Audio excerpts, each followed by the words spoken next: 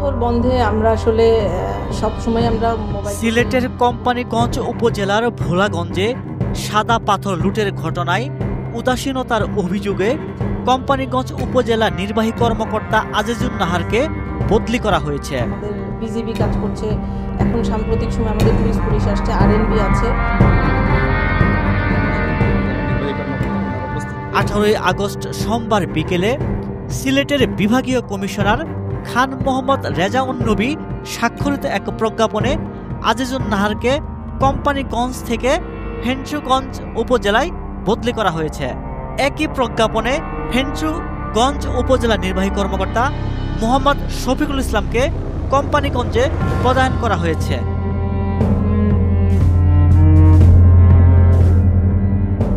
এদিকে একই ঘটনায় সিলেটের জেলা প্রশাসক শের মাহবুব মুরাদকেও বদলি করা হয়েছে। নতুন জেলা প্রশাসক হিসেবে দায়িত্ব পেয়েছেন আলোচিত ম্যাজিস্ট্রেট মোহাম্মদ সারওয়ার আলম।